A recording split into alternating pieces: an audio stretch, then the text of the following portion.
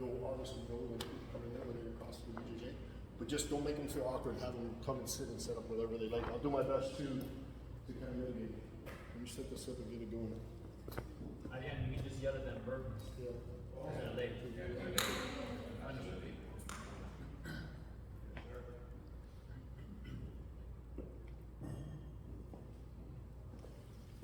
Cool. Very good. All right, so I know most of you, I don't know some of you. We have, I'm going to use these mics as well. Eric has one, Eric's kind of like the star of the show. So he has one connected to his collar. And then Rob on the right shoulder. But we're going to give a quick little bio, just so that you guys know who we are and their expertise in the field. My name is Mike. I'm the owner of CrossFit Woodland Grove. Some of you have had the opportunity to choke me out of BJJ, and there I'm just a spasm white belt, as I've been called several times. So I'm glad that you guys are here in our house. Most of you are looking for either aesthetics or performance, or both. How to increase your performance, or how to aesthetically look better, which is great. Both of those also help you out with your health. So this is what kind of the benefits of dieting go that way, which Eric hates that word here. Been in business for 15 years. I dabble in some online programming.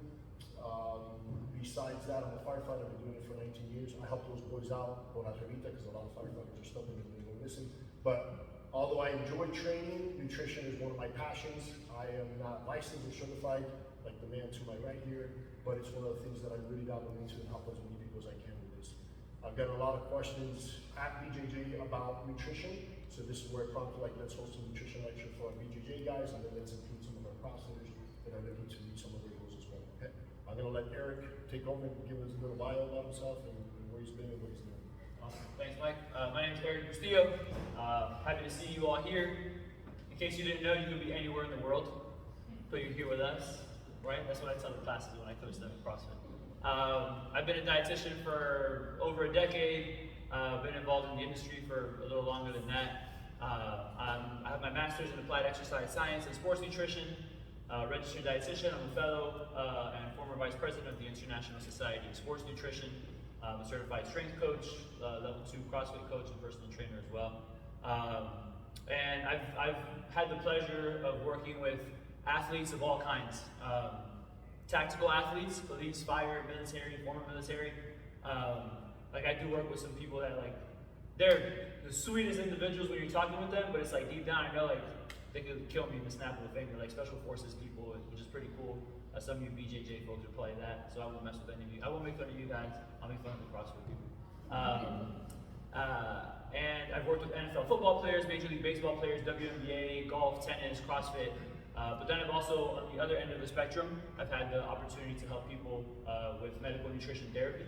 So treatment of illness and disease, diabetes, blood pressure, cholesterol, cancer, Parkinson's, you name it, I've probably seen it, gastrointestinal things as well. And hopefully you guys have some questions that you'll feel comfortable asking.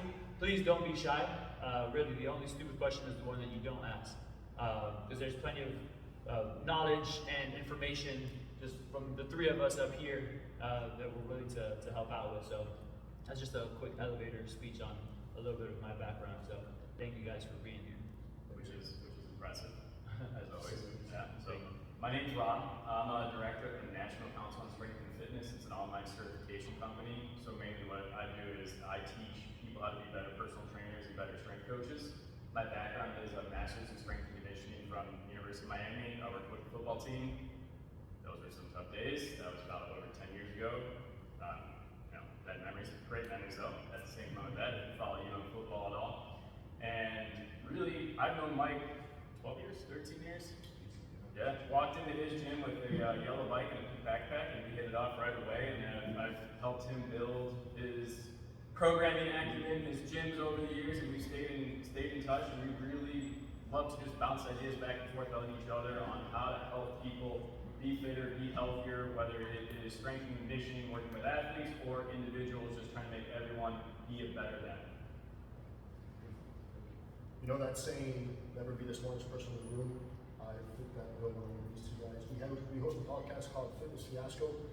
There's short little rants, 10 minutes to hour-long videos there and podcasts there. You know, guys. So check that out. You can subscribe, like, the whole nine. You guys know how it works. We have little videos online, and we also have everything else on Spotify. Right? Yep. Any of the main podcast platforms, hosting services, you can find us. Fitness Fiasco. Teal microphone is the logo. All right, so here's the way that this is going to work. We're going to do just kind of like a broad, general scope of nutrition, and then we're going to discuss. If you have any questions during that time, because what's going to happen is some questions will pop into your head about what Rob or Eric is talking about. Please text that phone number right there. That's Rob's phone number. My number. I don't think I have any of your numbers except for just India. So that means it's anonymous, right? So it can be whatever question you want. If you want to complain about the temperature in here, that would also be the point where if we start getting a bunch of texts saying it's hot, we know that it's time to modulate the temperature in here a little bit. So yeah, that's my number. Any questions, we'll be able to answer that way. And if you want to raise your hand, by all means, raise your hand and put that. That's the right way to do it. We'll get into supplementation. We'll get into pre and post training and competition, and then we'll talk a little bit more about the training aspect of it, the fitness side of it.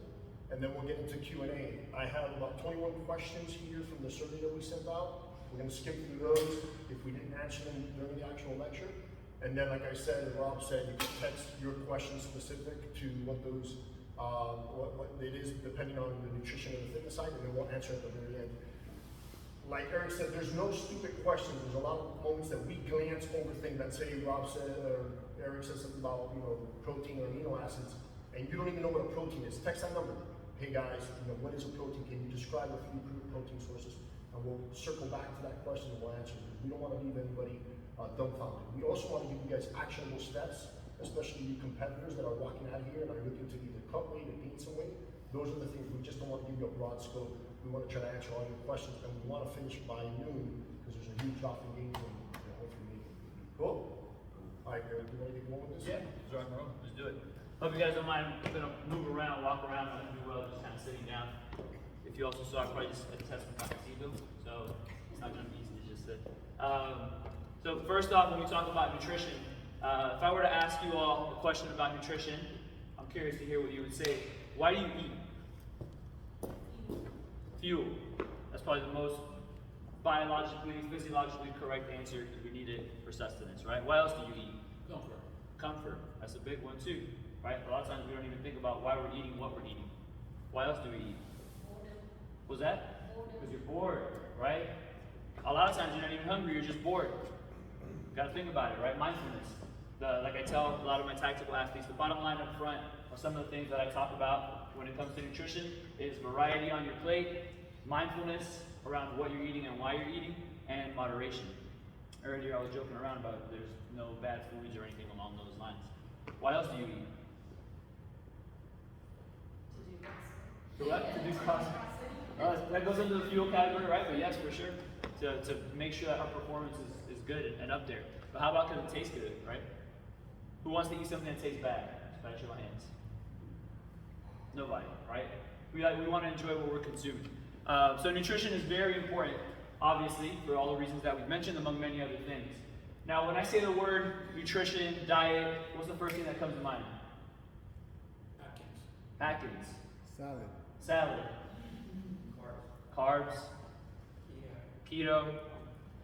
Paleo. Protein. You see, these are all things that maybe in some way, shape, or form, it's leading us to think about being on a diet, right? Because when you think about nutrition, I think a lot of times we view it through this lens of weight loss or fat loss or something along those lines, right? But what else is nutrition important for? I mean, we just said a bunch of different reasons, really, right? But without proper nutrition, you're not going to be able to perform well, right? So like Mike was saying, some folks are here to understand either about physique nutrition or performance nutrition. I can tell you this, they are not one and the same. Performance nutrition and physique nutrition are not the same. If your goal is to perform a certain way, but you're stuck on having a six-pack because you think that that's important, I'm going to ask you, what's more important? The performance or having a six-pack? Because I can tell you, having a six-pack does not mean that you're going to be better in CrossFit, in BJJ, or in anything, right? We automatically assume that because someone looks a certain way, that they are extremely fit. I'll tell you, I've seen plenty of skinny people with cancer and HIV/AIDS. and that's an extreme example, but just food for thought, right?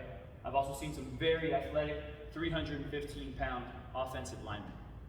So, do with that as you will. So it's not based on what you look like. So, getting that out of the way, I want to go over a few basics or fundamentals for nutrition.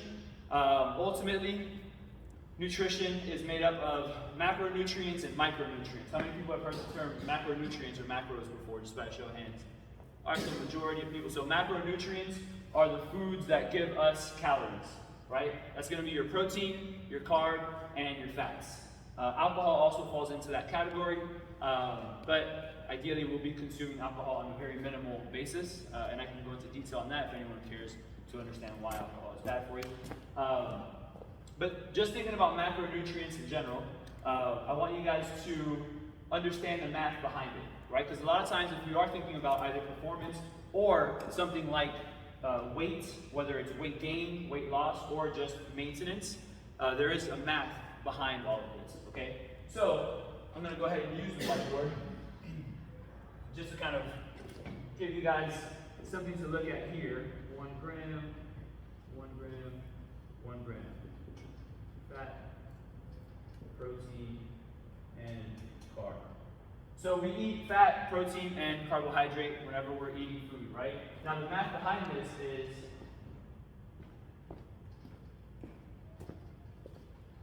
so the math is this. For every 1 gram of fat that you're consuming, you're getting 9 calories, right? So if I were to ask you guys, you just had a meal purely of 20 grams of fat, how many calories did you get there? 20 times 9. Use your phone. 180 calories, right? So now, if you got 1 gram of protein and 1 gram of carbohydrate, you're getting 4 calories for every gram, okay? Now again, this is the mathematical side of all of this. So if you had 20 grams of just pure protein, how many calories are you getting there? 20 times 4. 80, right? So 80 calories. 80 calories for 20 grams of protein, 180 calories for 20 grams of fat. Is one better than the other? What's the answer? It depends, right? It's not really, one is not better or worse. In fact, we need these nutrients, and for different reasons, and I'm going to go into that now. But I wanted you guys to have an understanding of these basics, right? This is like simple math that we can kind of figure out. Now, why is this important? As an athlete, and even just as an individual who maybe is being mindful of their weight, this is going to be important. Because guess what? You have a basal metabolic rate. Who wants to explain what that is? Anyone want to take a shot? Basal metabolic rate is the minimal amount of calories that your body needs to basically keep you alive. Just to keep the lights on. That's your basal metabolic rate. So there is a metabolic cost to keeping us alive. Because guess what? Right now, you're listening to this guy with nice hair just talk about a bunch of different things, right? And it's only because Mike is wearing a hat. He'd be the guy with nice hair if the hat wasn't on. So your body's not thinking about, well, you're not thinking about this, but your body's keeping you alive, right? Because guess what? This has to keep on beating. Your lungs have to keep on breathing. Your kidneys and your liver are filtering things out. Your brain also has, our brain is like 2% of our body weight, but it's like 20% of our metabolic expenditure, right? So there are things going on that we don't have to think about, but they're happening in our body. That's your basal metabolic rate. So there's a minimum, right? The minimal cost of us being alive is your basal metabolic rate. Then there's everything else, right? Eating has a certain metabolic cost to it, right? Because in order to process these foods, it's going to burn X amount of calories.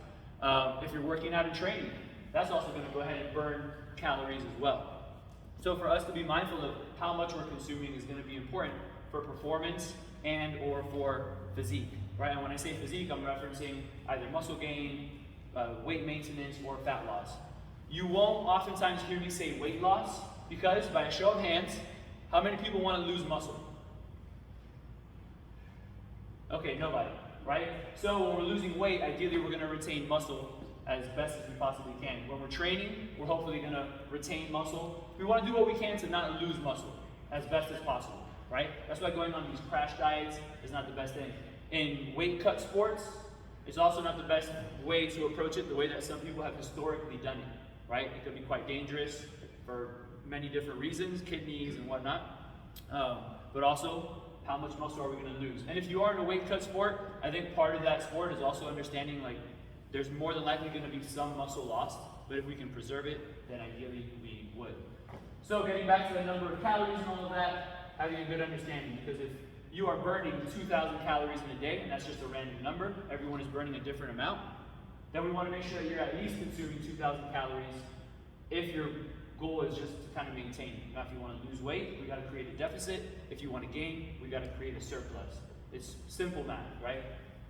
Now, carbohydrates, probably the most misunderstood macronutrient in the world, because carbs are the devil, or at least they've become that. And in reality, they're not. Now, I will say this.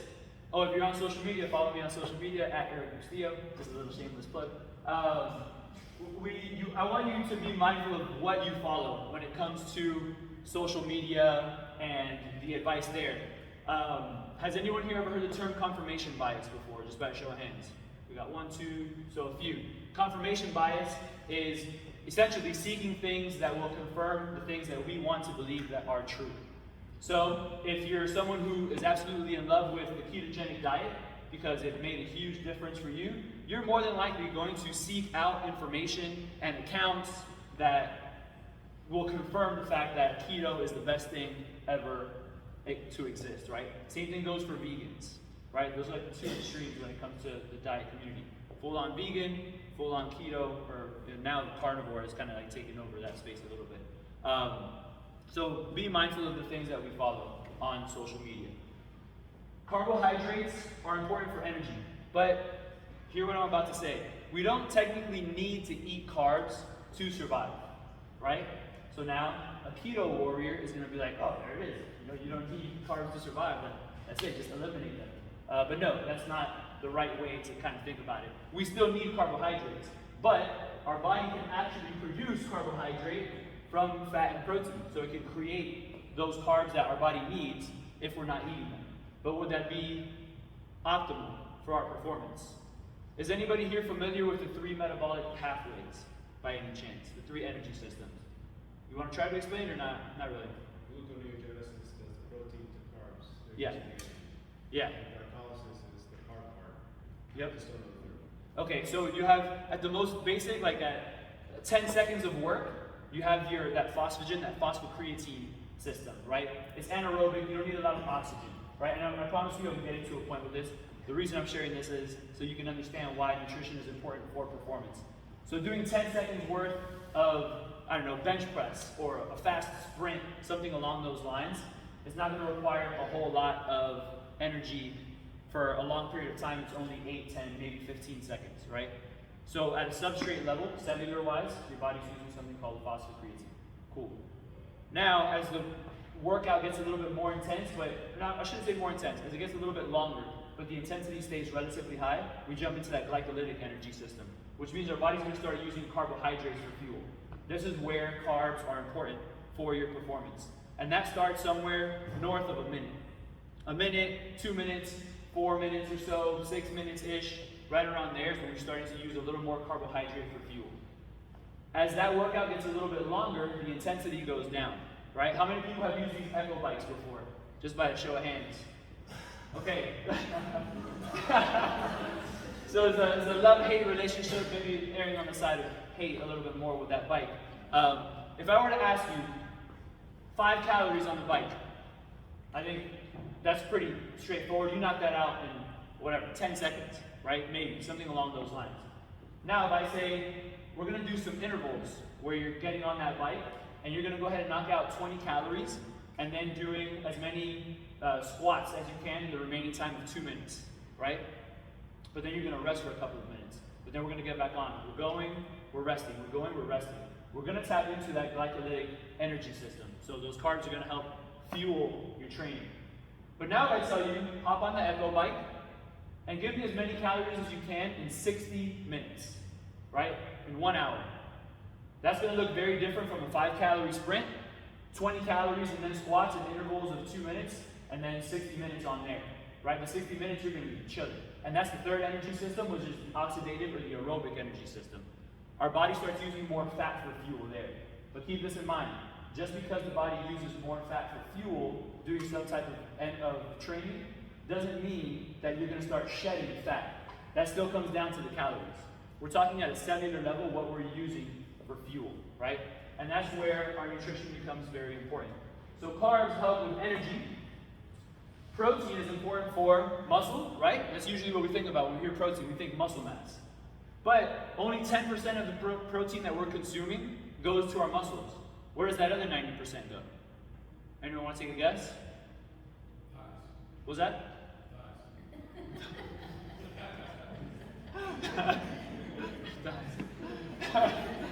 So the protein is going to go to your immune system for production of enzymes in the body and transporting nutrients. These are things that we don't think about because we just think I got to get protein because of my muscle. And that 10% is extremely important, right? But that's what protein is important for. But guess what? Guess what's going to get affected if we're not having an adequate amount of carbohydrates? Our protein. Because then gluconeogenesis. If we don't have enough carbohydrates, our body's going to use that protein to create carbohydrates. That's the last thing we want protein to do. We don't want protein as an energy source. We want protein for our muscles, for our thighs, for the rest of the things that our body's going to need that protein for, right? So we want to make sure we're at least hitting the minimal amount of carbohydrate, which is going to vary depending on people. I'm going to stop for a quick second there. You're talking about using protein as an energy source. Now you're referring to the protein that you're eating, or is there also potential in that state to break down the protein that's in your body already? You're breaking down muscle mass. Yeah, for sure. So we can start tapping into our muscle mass, which we don't want to do either, right? Listen, we're all aging, right? And that's a wonderful thing. Aging is a blessing. Anyone who says otherwise, I mean, consider the alternative, right? So, as we age, we're going to experience something called sarcopenia, which is natural muscle loss through aging. What do you guys use your muscles for? Like what? Are you using your muscles right now, though, sitting down? For sure, something has to keep you up. If you didn't have muscles in your neck, nothing's going to support your spine. Internal decapitation or something along those lines. You know what I mean? Obviously, it's an extreme example, but for literally everything.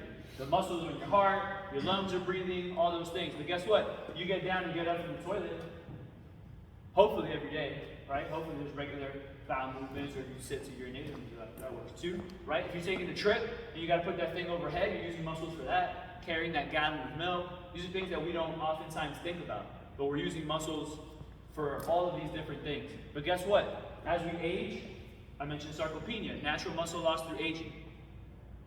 What percentage of our muscle are we at risk of losing every decade? 30 to 40, 40 to 50, and so on. 30 to 40. No, okay, that's way higher. So under that. Good guess, though. Thanks for bringing that. Just under 10%. 8%. We're at risk of losing 8% of our muscle mass every decade. So imagine, if you do nothing to support your muscle mass, meaning you're not lifting weights, which is the most important thing we can do to support our muscle mass. I don't care how much protein you're eating, if you're not lifting, I'm going to tell you, you're wasting your time. And if we're not eating enough protein and enough calories consistently. So from age 30 to 60, if we lose that 8% every decade, that's going to be 8 times 3, 24% of your muscle mass. So now you can better believe that you're at risk of falling, breaking a hip, and life after that is not very good, right? You're at risk of something like type 2 diabetes, because muscle mass helps our body to kind of control our blood sugar levels. Among other things, right? Again, getting up from the toilet, playing with the little ones, right? Whether it's your kid or your grandchild or whoever it might be, right? So that's why nutrition is extremely important for supporting muscle mass as well. And that's why we want to make sure we're not cutting out carbs too much, getting adequate protein, and then of course fat is important for optimal hormone levels, for the absorption of fat-soluble vitamins, vitamin A, D, E, and K. And even those vitamins, those are micronutrients, they don't contribute calories, but they're still important.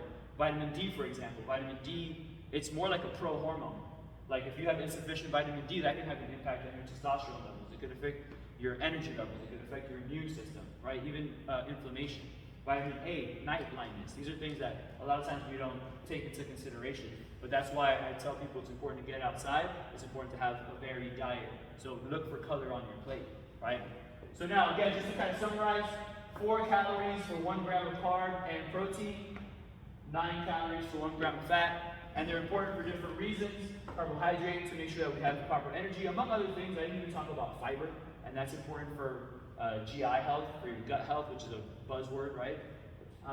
Preventing colorectal cancer later on in life.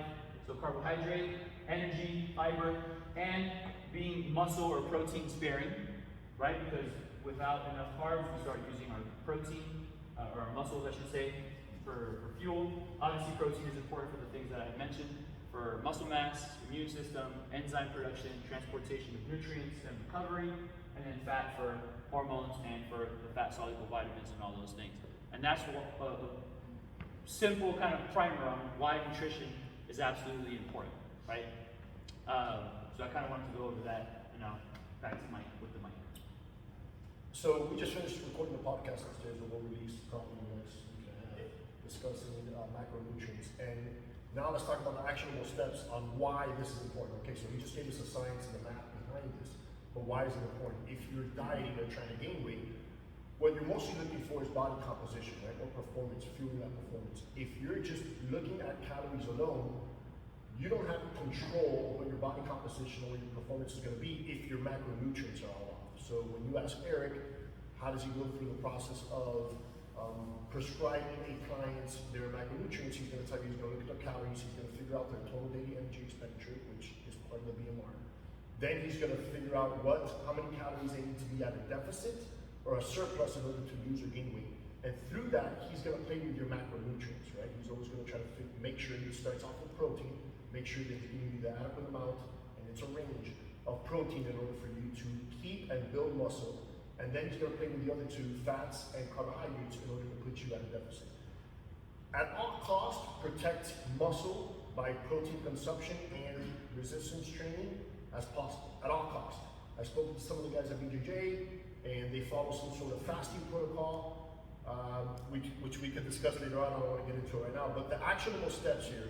So Eric, if you could just kind of summarize the podcast that we just gave upstairs. You get a client, somebody in here, they say, hey Eric, I'm trying to cut, or I want to lose 10 pounds but protect my muscle mass. Now what are the actionable steps when they figure out their macronutrients, or when you figure out, or they go online to figure out their macronutrients, to now putting it in play? So you're saying you want me to go over like the numbers, like Yeah, numbers? yeah. So if somebody was to figure out what we talked about upstairs. Okay. Use me, for example, 215 pounds, I want to stay at that weight. How would you kind of just briefly go over what my macronutrient breakdown would be?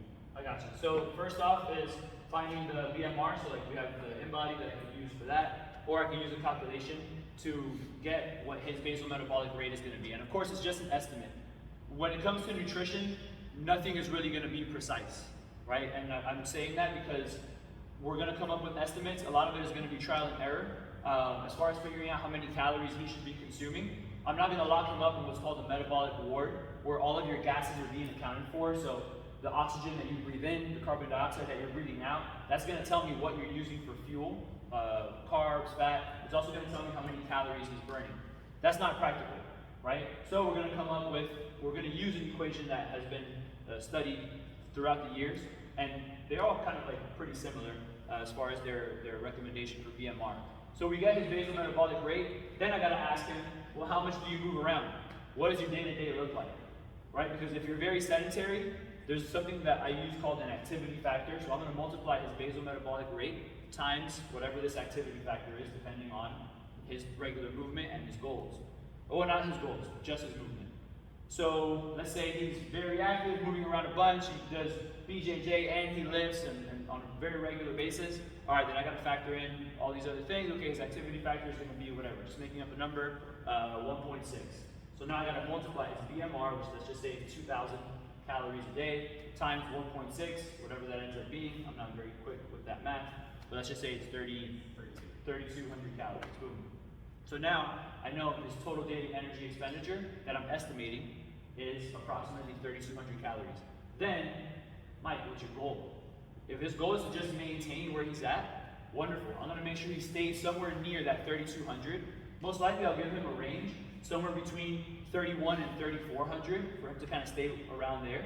And then calculate out his macronutrients. For protein, if anybody cares to write this down, I like to give a range, and for protein it's gonna be 1.6 to 2.2 grams per kilogram. For protein. Of body weight, yeah. So in order to get your weight in kilos, you would divide your pounds by 2.2, and that equals kilograms.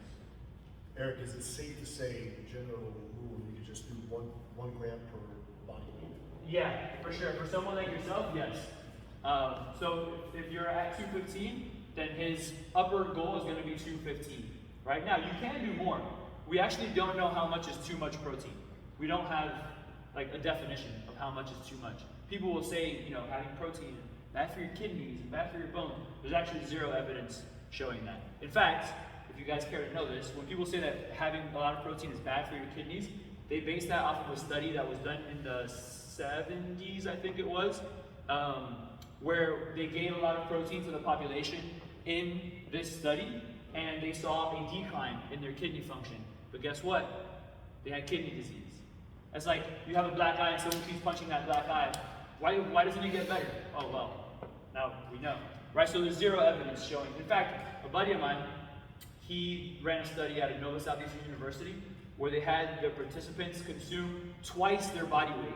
So 215 times 2 is what, 430? So 430 grams of protein a day. One, that sounds terrible. Sounds like it's way too much. Like, God, I won't be able to eat that much. That's why if you're gonna overeat on anything, overeat on protein. So there were zero negative side effects to the double their body weight in protein from like a biomarker standpoint. If anything, they felt like higher body temperature. They also said it was just too hard to do, but no health parameters were affected negatively. Eric, if I could cut you off for a second. Yeah. This part is important because, like we say, protect muscle at all costs. Most of the clients that we have, and correct me if I'm wrong in this, that we have audited or brought on board, undereat protein, guys and girls. You believe you're eating enough protein, but when you actually crunch the numbers and audit, like a 3-day audit assessment of your diet, we're under-eating protein, most of us, by 10 to 20%. Easy. It's difficult for me, even with protein shakes, to get 215 grams. It's just so satiating of protein throughout the day. So at all costs, I make sure that Jess and myself, we wake up in the morning, have 30 grams of protein within 30 minutes of waking up. That just puts me ahead of the game, because if not, I'm going to try to catch up at 8 or 9 p.m., and it's just way too much to consume. For sure. And also something along those lines, if anyone here is interested in something like fat loss, base that number of protein off of whatever your goal weight might be, right? So it's not going to be, if you weigh 215 but you want to be at 195, base it on the 195 number. It also makes it easier to reach that number because again, hitting 215 grams, as a dietitian, I'm also thinking, and as a coach too, I'm like, what's practical for this individual to do, right? I don't care if this is what studies show. Like if I ask you guys, what's going to be the main determinant in you drinking a protein shake on a regular basis? Boom, taste, right? Unless someone else has an objection. But if it tastes like butt, I'm not using it. That's for damn sure. No thank you, right? So does it taste good? Is it practical for you to continue doing? That's what we got to think about. So now, that's why I like ranges. 1.6 to 2.2 grams. If you weigh 200 pounds, let's just say, is going to put you at, I think 1.6 is around 145, 150 grams of protein. And then the upper range is going to be 1 gram per pound of body weight, which is 200 grams of protein. But having a range is helpful because we don't eat the exact same food every single day in the exact same amounts. Nor should we, because that could also vary depending on our energy output, on our training. Did we train? Did we train really hard? Did we have a rest day, right? Did you have a question? Doesn't matter like when you eat the protein, like right after the workout and the distribution, like. That's a good question. If you eat more than 30 grams, your body can't process it. Yeah. So the question is, does it matter when you consume your protein? It does. What amounts, like, So the amount, I'll tell you, your body's going to absorb however much you consume. There's a belief that we don't absorb more than 20 grams of protein in one sitting. That actually came from a study where they looked at activation of what's called muscle protein synthesis. So that is when your body basically starts the muscle recovery process and it's building back up that muscle. They didn't see a difference in a group with 20 grams of protein and 40 grams of protein. So they were like, if I can get the same bang for my buck with 20, why would I do 40? Also, that must mean that we're not absorbing it. But that's not actually the case. Everything isn't only about muscle protein synthesis. So if you are getting enough protein throughout the day, then Thank you. so if you are getting enough protein throughout the day, that's going to be probably the number one most important thing that I'll say. Make sure that you're getting to as close to that number as possible. Now, how often should we have it? That really depends on the individual, right? So I like the idea of wake up and have some protein to get you started for many reasons. One is it's easy, it kind of gets you, you're kind of like front loading that protein, which is gonna be a little bit easier than trying to have it all at the end of the day. But again, it depends on the person. Well, what's your sex also? Because we're starting to see that women, ideally, and I say this to everybody, but now specifically for women, because now we're seeing more studies on women and whatever else, that women should not train in a fasted state, right? So having some kind of protein before training can help with recovery. If something like fat loss is a goal, that as well, and with protecting muscle mass too, and perhaps also with performance. In an ideal scenario, what I would say is try to start your day with some protein, because that's going to help with controlling your hunger and cravings later on in the day. And then still try to have protein every single time that you're eating. Try. Sometimes your snack is going to be an apple, and that's okay, right? But being mindful of the fact that I want to make sure that I'm getting maybe like my hand size of protein when I'm sitting down and eating, not just your palm, but including your fingers. Using protein shakes. So if you are training, so let's say you're getting in here for a nice little workout, be mindful of what is going to mess with your stomach. So before training, I want to make sure that I'm doing whatever I can to not mess with my GI. So I can have a bowl of oatmeal and do a CrossFit workout and be fine. Other people, not so much. So what I would recommend is something pretty simple to digest. Maybe like a third or half of like a ready-to-drink protein shake or something that can kind of be easily digested if it works well for you, and like some honey or a banana, or both honey and banana, like whatever might work better for you, but like an easier to digest carbohydrate, which is where honey would come in. But then still trying to make sure that we're getting protein throughout the day while we're eating. So whatever's going to get you to that number, to that goal number, is going to be ideal. And if you got to get 50 grams in one sitting, then get those 50 grams in one sitting, because your body will eventually absorb it, right? A lot of things affect absorption, like the size of your meal, how much fat was in your meal, right? Because that's going to impact digestion, which is an important factor. Was there alcohol involved in that meal? Because that's also going to affect digestion and absorption. So a lot of things kind of go into play there. So did I answer your question? Yeah? Okay, cool. So if you ask a question, get ready for a rabbit hole.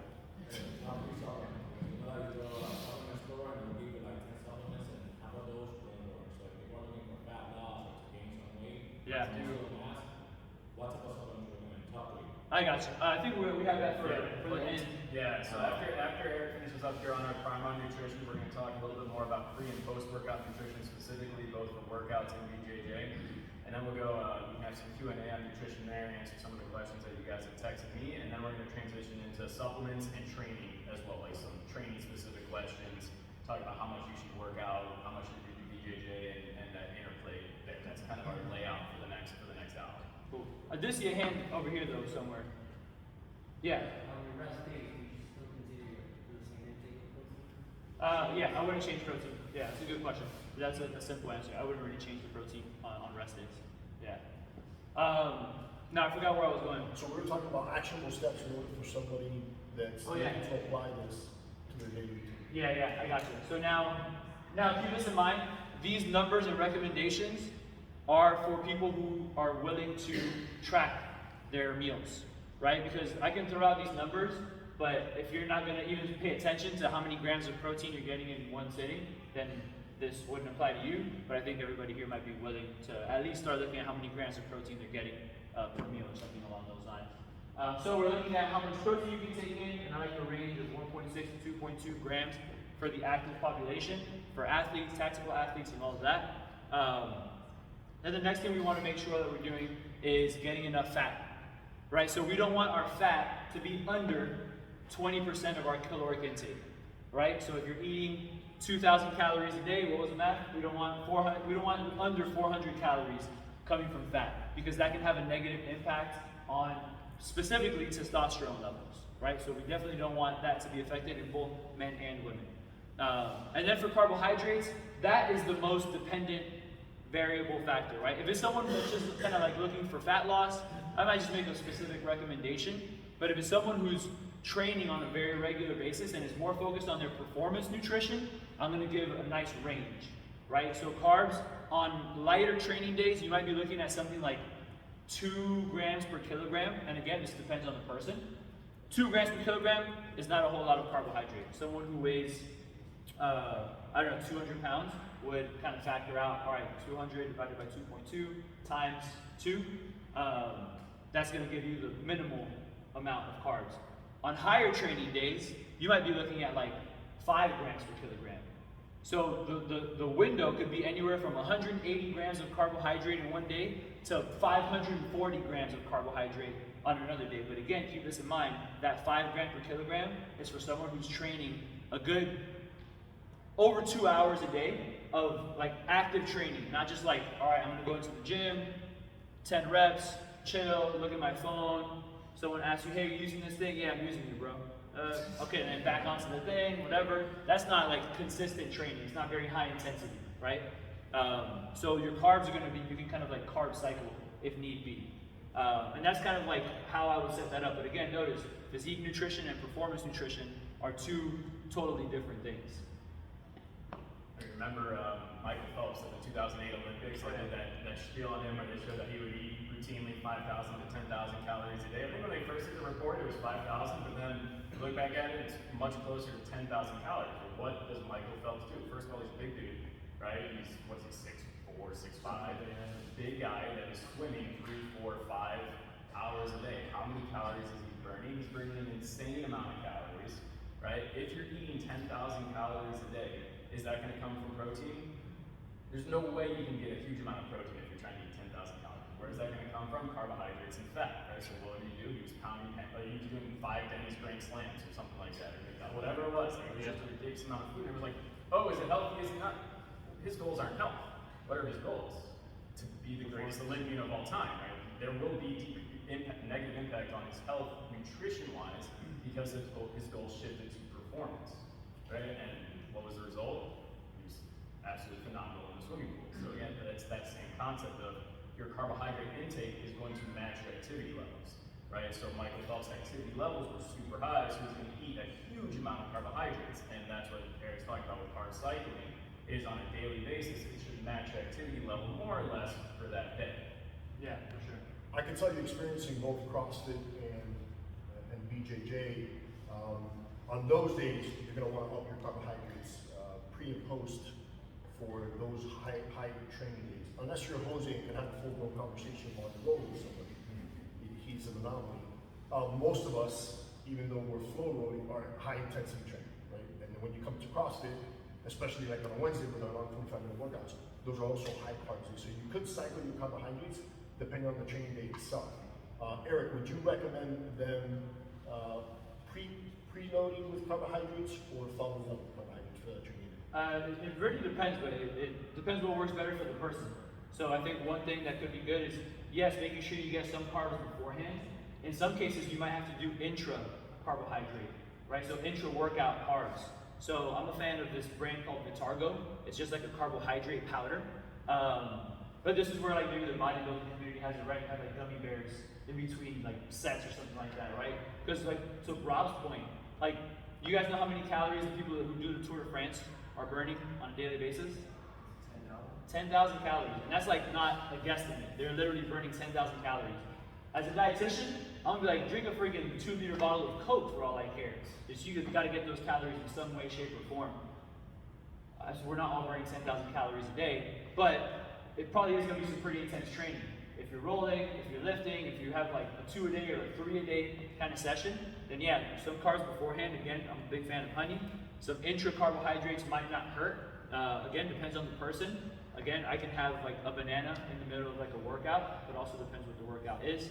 But then especially afterwards, we want to be mindful of how long that workout was, how intense it was, because we have something called glycogen, which is stored carbohydrate. We store carbohydrate in our liver and in our muscles. We could kind of deplete those carbohydrate stores also, so we want to replete that afterwards too. So it's kind of a combination of before, during, and or after, depending on the person and what's more practical for them really. Which, if you remember, we talked about the energy systems earlier. That middle energy system is glycolysis. That's where we're breaking down sugar in our body, breaking down our muscle glycogen for fuel. When you're working out, when you're doing CrossFit, when you're doing BJJ, your primary energy source for that hour is going to be carbohydrates. It's going to be glycogen. which is why it's so important to have both pre, intra, if you can stomach it. Me, like I can't go have a super hard workout with food in my stomach. So if I'm gonna have a hard workout, whether it's CrossFit or wrestling back in the day, I couldn't eat 2 hours prior to that. That was gonna be my last meal. Nothing else was good. Like I couldn't do intra, couldn't do right before. Nope, 2 hours prior, have a meal, and it's still gonna be an easy digesting meal, usually banana, oatmeal, some crap. There was a while I had pineapples pre-wrestling match, and then I realized that was why I was super nauseous in the middle of the matches because of fucking bromelain acid or whatever was upsetting my stomach. I was wondering I was peaking on that match. So that needs to work for you. Right? You got to figure out what works for you. And if optimal science doesn't work for you, that's fine. It's not going to apply to you. Like figure out what works for you. But when we're talking about our workout, we're breaking down so much muscle glycogen over these sessions, whether it's an hour CrossFit class or an hour of fighting or rolling or even more. That's where your post-workout nutrition needs to be, and that's where I was talking about having this, either intra or post-workout carbohydrates, because that carbohydrate is going to shuttle right back into your muscles to help prepare you for your next workout. Which becomes super important is that post-workout nutrition is your first step in getting ready for the next workout. Yeah. So some actionable steps that we can take from here when it comes to macronutrient breakdown. You go online, you can just Google TDEE or metabolic rate calculator. You go on there, you punch in, it's gonna ask you a series of questions, you punch in those questions or those answers, and it's gonna spit out. And it'll spit out 4,000 calories a day. That's mine, right? So I gotta eat 4,000 calories just to stay at 12 to 15 pounds. Then more than likely, it's also gonna spit out your macronutrient breakdown. Obviously, this is what Eric does for a living. He provides the coaching side of it.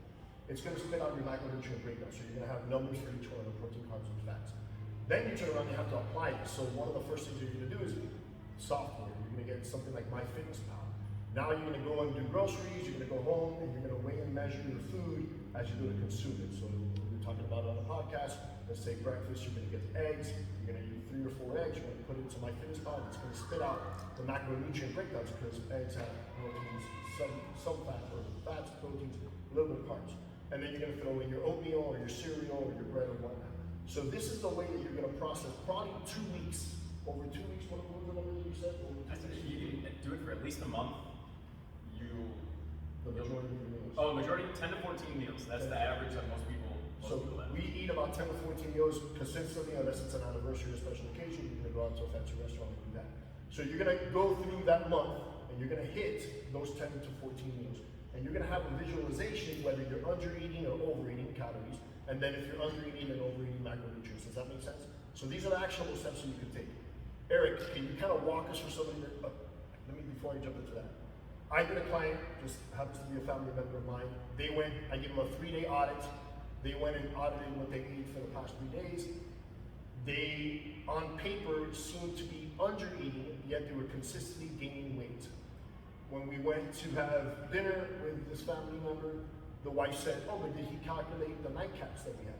So they left out alcohol, and he was having 2 to 3 glasses of wine and or bourbon along with it, which made up about 1,500 to 2,000 calories throughout the week. So this is what was the surplus, even though he wasn't eating it on the food side, he was on the alcohol side. So make sure that if you do have a nightcap or just watching the game, you have a beer, that calculates it as well, because it's a huge factor. It could be a huge factor. Everything counts. Everything counts. If someone was to say, this is too crazy, because it is a pain in the butt, this is too crazy, I can't do this, I don't understand it, what general recommendation would you tell them when it comes to filling their plate, when it comes to protein, carbs, and fats? For sure, yeah. Generally speaking, and is this somebody active? This is somebody else. Okay, so one of our clients, CrossFit, BJJ, or both. Okay, so what I would say is, from a carb standpoint, a non-vegetable and fruit carb, getting about fist size worth of carbohydrate, getting a full hand size of protein, and from a vegetable standpoint, at least somewhere along the lines of like half of your plate, or like a big bowl of vegetables. Now there you're getting a lot of variety, right? And again, it depends on the activity, because one fist of carbohydrate might not be enough. You might need a couple, which is, I would put myself in somewhere at 2 or more fists worth of carbohydrates in a meal. Because like Mike, I also need to eat a good bit of calories, and I'm burning through all these things on a pretty regular basis. So those are some visuals, right? Hand size worth of protein, at least your closed fist worth of carbohydrate, and then somewhere along the lines, just a crap ton of vegetables, really. Half of the plate, maybe a side little bowl of like strawberries, some avocado on the side, right? You want variety there too, because now you're getting nutrient-dense foods, And it kind of takes the tedious part away from having to go into an app and tracking it, because I do understand that it is a little bit of a pain in the butt to do that.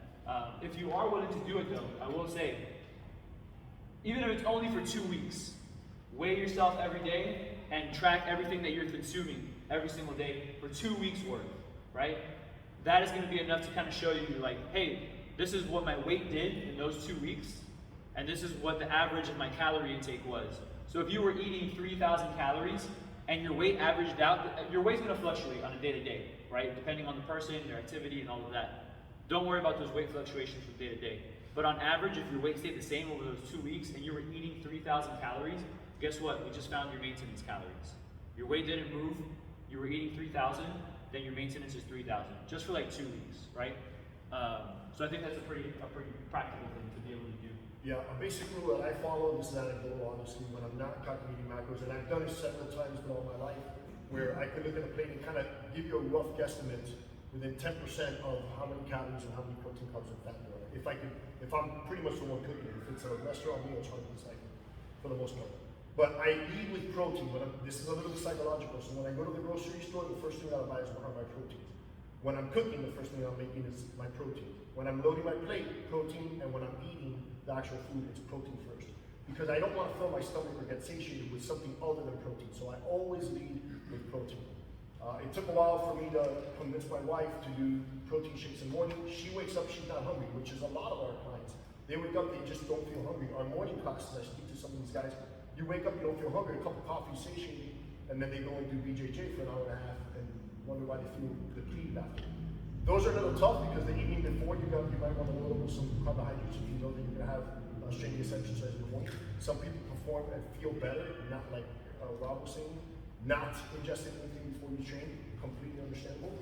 Just understand that where's the balance there? We're either in a muscle protein synthesis, which we're building muscle, or muscle protein degradation, right? So we're constantly in flux. Your body's constantly fluctuating between one or the other.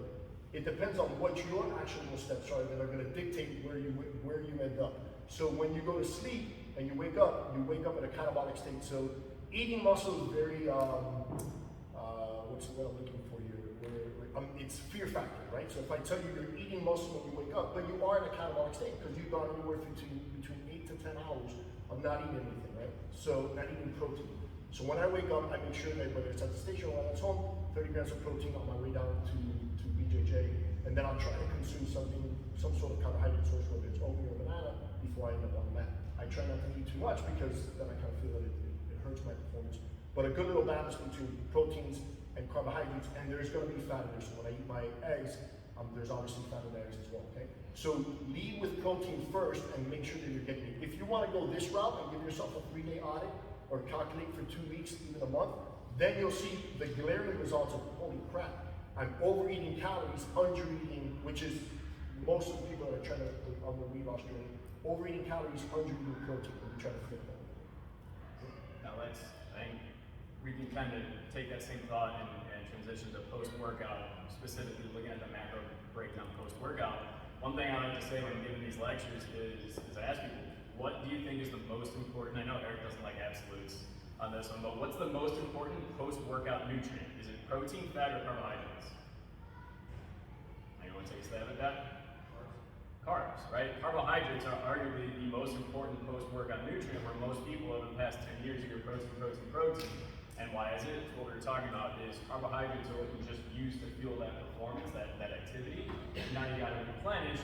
Whereas if you're consistently consuming protein throughout the day, that there will be the amino acids. Amino acids are the building blocks of proteins. The amino acids will be floating around in your body and will be readily available for your body to use them to help build back the muscle tissue. You still need protein in your body to recover from that workout. And it's better to have your protein mixed with carbohydrates post-workout than something like a chocolate milk or a protein shake. But those carbohydrates are going to be, again, with the absolutes, if you had the choice between either 20 grams of straight protein or a sugar-full Gatorade post-workout, I would push people towards the Gatorade, assuming that was a moderate to higher intensity workout. Now, if we're looking at weight management or it wasn't as high, that's where there's a lot more decisions to be made. And in terms of amounts, right, Eric, for post-workout nutrition, how many grams of protein, how many grams of carbohydrates carbohydrates are we looking at? What's the ratio that is going to be most referenced there that we have? And some food ideas. Yeah, so it kind of depends on what the training looked like. And even then, even if we are focusing on getting carbs, I would still say, and get some protein, right? So in an ideal scenario, we're gonna get both. You're gonna get those carbs and the protein. Of course, it depends what it looked like. But as far as amounts go, when we're looking at protein, at a minimum, 20 grams of protein post-training is what I'm gonna recommend. And as a general rule of thumb, every time that you eat or have some kind of protein, I'll say try to get to that 20 gram number. Again, it's not always gonna be that, it might be a little bit less, but try to get to those 20 grams as often as you possibly can. From a carbohydrate standpoint, again, it also depends, but you can always do some kind of like a 1-to-1 ratio of carbs to fat. For quite some time, again, depending on the training, we would recommend 3-to-1 carbohydrate to fat ratio. So if you were getting 20 grams of protein, get 60 grams of carbs, which is where something like milk is kind of nice. Like chocolate milk is that perfect 3-to-1 ratio, right? 20-something grams of sugar, 8 grams of protein in a chocolate milk, right? I know there's some research that also for higher intensity workouts is pushing that up to 4, 5, 6-to-1. So like really getting a whole lot more carbohydrates. Again, carbohydrates are based on the intensity of your activity. So, Yeah, for sure. If you just have a nice little, if it's a recovery workout in here, don't have a 6-to-1 carb to protein because you don't need all that sugar. Yeah. But and a big part of that too, of that recommendation, is because of the insulin spike that comes from carbohydrates, right? So insulin is a hormone that helps get nutrients into our cells, into our body and whatnot. But interestingly enough, we find that you get a pretty decent insulin response from protein alone even, right? So again, depending on what your training was, we're gonna vary that carbohydrate intake. But if you're having something like a whey protein shake post-training, that is actually pretty insulinogenic. So that actually causes a pretty decent amount of insulin to come up and help with shuttling energy, nutrients into our cells. Yes? So it doesn't matter whether if it's just simple sugar from like Gatorade versus complex. Ideally, post-training, I'm glad you asked this question, you're gonna have a more simple type of carbohydrate. An easier, more readily absorbed type of carbohydrate. So that's where you would have something like, I actually have a few examples of different things up here. Like these like fig bars, I'm a big fan of. They're pretty easy to digest. Again, for me, before a workout I might have them. Right after a workout with some protein I might have them. It's just an easy form of calories. But a bar like this, the perfect bar, they're very high in fat. So they make for a nice snack, but this one bar alone has 20 grams of fat, right? Not a super high amount of protein, but better than like, I don't know, a Kit Kat or something. It's got 15 grams of protein, which is not bad. So being mindful of that, but yes, the more, you want to think of the more easy to digest carbohydrates in your peri-workout window. So before, during, and or after is a good time to have those fast absorbing carbs. Outside of that, that could be like your maybe white rice if you feel okay with having that at around your workout time. But outside of that, you want to think of more like whole grain type of thing, higher fiber and all of that. You don't want a whole bunch of vegetables before training because that might not sit very good. But afterwards, after you have your recovery meal and all those things, you can focus on having that. I got some questions here that we can, I think, transition into. Okay, just really quick, let me answer that again. Yeah, so when we go back to like carb loading, carb cycling, I know that I think, correct me if I'm wrong, if you eliminate carbs for X amount of time, it transfers into like a ketosis, right? You use fat as energy. It can, yeah, so you use like ketones for energy eventually, yeah. Is that beneficial at all? It depends on the person, right? So something like a ketogenic diet, even though I'll make fun of it, it might not be bad to do, like if someone suffers from seizures. That was basically where like the keto diet started. The treatment of children with epilepsy, and it works really well in many cases. But if you're gonna be doing high intensity training, I wouldn't recommend cutting back on carbs. So it just kind of really depends. What about for like fat loss? For fat loss, something like that works great. It works really well because it really helps with getting into a caloric deficit. Which is the key for most that you want to take on that. That's where the magic happens, is because you're in a caloric deficit, not necessarily because of the ketones. Because when you go into the ketogenic diet, you got to lower your protein sources to about 15 to 20%. order for your body to start producing, turning that fat into ketones. Does that make sense? So you just can't cut out carbs and think you're going to fall into ketosis. You'd have to fluctuate your other two macronutrients. Alright, so here's a good one. Does alcohol hinder fat loss or performance? Does it hinder macro absorption? Yes. It can and it does. So being mindful of the fact that alcohol is a literal poison, right? I'll have some people, man, firefighters are probably the worst at this thing. No disrespect, but all offense intended. No, I'm just kidding. It's like, they'll ask about like, I'll say something like having a diet soda is okay. Everyone loses their mind. They're like, what? Well, aspartame or, whatever else. And then I'll be like, but how much whiskey do you drink? They kind of shut up and laugh. Oh, got it, point taken, right? So it's like, we'll freak out about certain things, but alcohol is a very serious thing to talk about. We've normalized the overconsumption of it, right? I want you guys, on the count of 3, name a bad food. 1, 2, 3. I heard chips, candy, chocolate, Skittles, right? All these things. What makes those foods bad? Sugar. How many people have eaten a banana here before, by a show of hands? Well, you didn't die, so there's that, right? So is sugar really that bad? Maybe not so much, right? On the count of 3, name a really good food. 1, 2, 3. Chips. Define good, right? So it all kind of depends, right? But the whole point of me saying that is that there are no good or bad foods. The poison is in the dosage. How many people have taken Advil before, by show of hands? Right? You take 2 Advils, not a big deal, right? You take the whole bottle, different story, right? It's the same thing when it comes to nutrition. You had pizza that one time, you probably didn't get diabetes from that pizza that one time, right? You had that spinach that one time, you probably didn't become the healthiest person from that one bowl of spinach that you had. We are a result of what we repeatedly do, right? Overconsumption is the problem. That's the issue with alcohol. In a small, like in a micro dose, like if you're having it with one meal, that's going to slow down digestion. It can have an impact on protein, like on muscle protein synthesis, among other things. If you think having that alcohol before bed is helping you sleep better, maybe it's helping you get to sleep, but guess what? Sleep quality is extremely important. And that's going to be terrible just by having a little bit of alcohol at nighttime. So I'm not like trying to poo-poo alcohol, but it is, I'm just being straightforward with it. There's nothing positive from a health standpoint when it comes to alcohol except the social aspect. It helps some people maybe open up and be social, which we know that's important for longevity, but it can affect sleep, it can affect testosterone levels, recovery, and fat loss as well. It can slow down fat loss, and it can affect protein synthesis too. So I'm Yeah. Do you Sometimes, not regularly, but I'm also a good time without the drinks, you know what I mean? But it depends, it really depends. Sometimes I will. Again, I might have rum and Sprite or something like that, right? From time to time. I might have a beer or something from time to time. I'll have some wine or something from time to time, but it's not on a very regular basis. When it's Big Red's birthday, I'm taking a tequila shot, you know? My man loves tequila. Most of the time, I'm not drinking, and I've been fine with it. Thankfully, I'm able to, and this is a big part of it, and I don't want to get too much into this, but the social aspect of it, right? Because guess what I can do with what other people say or think about me? I can wipe my butt with it, right?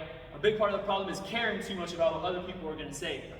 Oh, why aren't you drinking? I've also been blessed to have good family and friends around me that aren't like, oh, why aren't you drinking? And trying to pressure me to do things. If you try to pressure me, that's going to be even more annoying. So, the social component, if you're not drinking, something is wrong with you. The hardest place to look sometimes is the mirror, right? We're good at doing this, but not so good at doing this. We point the fingers, not the thumbs, you know? So, yeah, I can drink, but I'm also fine not having it. But I have a good time when I drink, I will say that. So you mentioned that alcohol impacts testosterone. That's another question we got. Is does eating meat increase testosterone in men, or I guess specifically looking at foods that impact testosterone or other growth hormones, anabolic hormones? The biggest factor there is, so eating too much, consuming too much over time can increase our body fat stores, right? Now, does automatically increasing body fat equate to being negative for us? Absolutely not, right? So when there's people who are fat shaming, they need to stop. When there's people who are fit shaming, they need to stop, right? Stop pointing at other people's bodies and like judging them and whatnot. But this is where things do happen. There's an increased risk for illness when body fat goes up, right? We know there's an increased risk for type 2 diabetes, blood pressure, cholesterol, cancer, depression, all these different sorts of things. Is it guaranteed? No. Increased risk? Yes. But what happens when we eat too little? Things get affected. Probably the same thing, right? There's an increased risk, maybe not for diabetes and those sorts of things, but low energy levels, low testosterone levels, and again, that's why I don't want anyone eating too little, just like I don't want anyone eating too much. Specific foods, I wouldn't really get too much into that, like what the question was saying, like is meat gonna help improve testosterone? It can. It can be a decent source of calories, fat, and other nutrients for sure. But we want to make sure that overall we're not under-consuming nor over-consuming on a very regular basis. Something else that we're going to forget about is getting adequate sleep on a very regular basis. Our body and hormones kind of, in a way, reset themselves when we get proper sleep, and that's going to have an impact on our testosterone too. So, and again, back to what I said before about fats also, getting adequate fat is going to make sure that we're getting an adequate amount of testosterone production as well. We're not going to get too deep into sleep today, but there is a podcast and a book called Why We Sleep by Matthew Walker. Look it up, read it. You want to lose weight, sleep more. You want to gain weight, sleep more. You want your performance in BJJ and CrossFit, sleep more. We all have a tendency to undersleep. We also have terrible habits leading into sleep, so sleep quality. So you could be in bed for 8 hours, and your sleep quality sucks. So there's a lot of practices there. You can Google this stuff online. Mood blockers, turning off the light, cold dark room, leave the TV out of the room, like these types of practices that you can set yourself up, put your phone away at 7:30 p.m. These, I know it's hard, but these types of practices will set you up for success, and then also, above all, help with willpower. So your ability to train harder, your ability to regulate what you're eating and how much you're eating, and focus. So there's a lot of great things. We're not going to get deep into sleep today, but just look it up. Matthew Walker, Why We Sleep. Nice. And then the other two questions that we had kind of tie into each other. Paleo diet and intermittent fasting, kind of both for performance and for health purposes. Is it still a thing? And are there benefits? Are there cons of both paleo and intermittent fasting? I think ultimately they can both be beneficial. For some people it's practical, like paleo, you kind of focus on, all right, eliminate or minimize overly processed foods. That's never going to be a bad idea, right? Like if I were to ask you guys, let's say we got 2 plates here, right? And I want you guys to envision this. On this plate, your favorite protein source. It could be a nice lean cut of steak, it could be salmon, it could be chicken breast, whatever. With some quinoa, a nice salad, some strawberries, and a glass of water, right? Let's just say that's 500 calories. Over here, you're going to go ahead and have 9 single stuffed Oreos and a glass of milk. Also approximately 500 calories. Which one of these 2 are you going to eat faster? Oreos. For sure. 2 minutes. They're done. What's going to happen after you eat those 9 Oreos? Hell no, you get 6 more. Then you get the stomach ache. So just right there, you overconsume, right? Over here, that's a very energy-dense meal, right? Lots of calories, not a whole lot of nutrition. That tri-headed monster of sugar, fat, and sodium, or salt. People blame sugar alone. Sugar alone is not the issue. It's going to be the sugar, fat, and salt that is the issue. How many people here open up sugar packets and have them by themselves? How many people used to do it when they were kids? For sure, I used to do that easily, right? So we're not overeating just sugar, but it's a part of that 3-headed monster. Over here, we're getting a nutritionally dense meal, right? Plenty of nutrition, plenty of variety. Both are 500 calories. This one, we're getting plenty of nutrition. It's going to help us stay feeling full, which is nice about the paleo diet.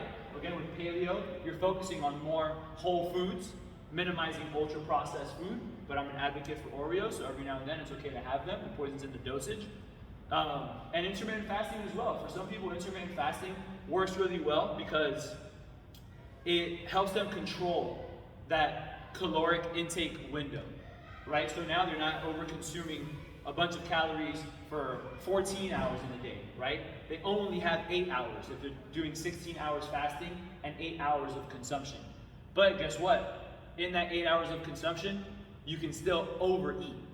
And then that's gonna be a problem, right? I worked with someone who knew someone that was on fasting and they lost weight, so he was like, I wanna do it too. Long story short, The guy was just over consuming his 8 hours. So he had no weight loss success when it came to that. So it's finding what's going to be best for you. I think there's definitely pros to it, but there's also cons. So some people that swear by fasting, they're going to think that anything else is not going to be beneficial. And they're going to swear by something like cellular health and all these things, when in reality, as a society, we just have a tendency to overconsume. A lot of things. It's not just food. We overconsume social media, right? The finger treadmill, all these different things. But intermittent fasting can be beneficial. It can work for some people. Paleo could also work for some people. But whenever you have too many rules around some kind of a diet or a way of eating, we start learning these things and thinking that they're actually bad for us, right? That's why people have such an unhealthy fear of carbohydrates. For years we heard Atkins and keto and the South Beach diet and just eliminate carbs. Can it help? Sure. They lost 25 pounds, but then they gained 32. Let me go back on the low carb thing because it worked for me. They lose 25, still a net 7, but then they gain another 32. So it's kind of like we don't change our habits, is what it is. And ultimately, sustainability is going to be the best diet, whatever you can continue doing for the long run. Quick question, is there an answer to that part? My house we don't eat rice. Okay. We stick to the potatoes and things like that. I got you. Is that the right approach? Is rice okay? I mean, no, rice is definitely fine. I would just kind of ask like why you do that. I grew up eating rice every day. I got you. In Miami, we eat rice. For sure, yeah. It was. No, but it's the problem is that we might overconsume it, and rice is very easy to overconsume. Yeah, grandma's fill up the whole plate. That's the best way, bro.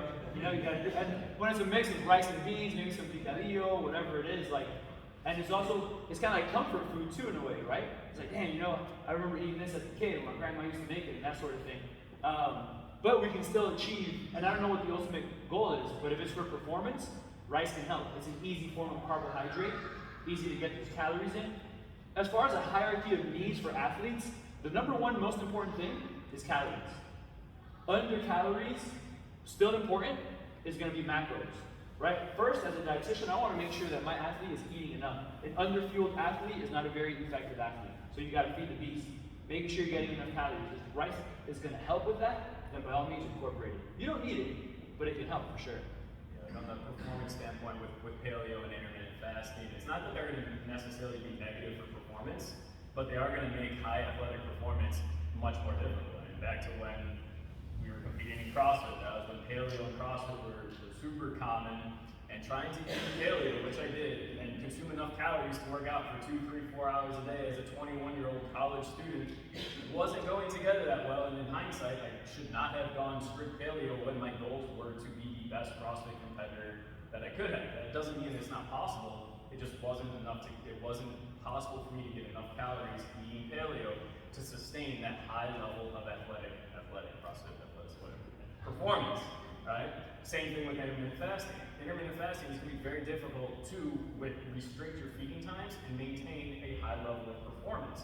Now, if you guys are doing BJJ and doing a workout, it's going to be very tough for you to do both of that in a day or a majority of days, and then consume enough calories while fasting or while on a food-restricted diet. Now, what do I do on a daily basis, and don't base anything off of me? Almost every single day, I'm primarily paleo and intermittent fasting right now, right? So, but again, what is my workout situation? I work out once in the morning, moderately hard for an hour. I make it work for me, but if my goals transform to, hey, I'm training for a CrossFit competition or I'm training for a bike race, that's not going to be what works for me on the performance standpoint there. I think I just had a question from them that comes off of that. When it comes to fasting, is there a better time for fasting than others? For example, on rest days, and how many hours before consuming foods? And when you finally get to eat, what are the best type of nutrients to immediately consume? That's a good question. Ultimately, we still want to try to get to the fundamentals that I had laid out before. Getting adequate protein, again, hierarchy of needs, still getting enough calories. So how you do that, it kind of doesn't really matter. From a timing standpoint, like when is a better time to fast or break the fast, it also depends on the person. Like if someone is doing shift work, I might have them kind of turn their whole feeding schedule around. Instead of fasting from the night into the morning, maybe they'll fast from the morning into the night.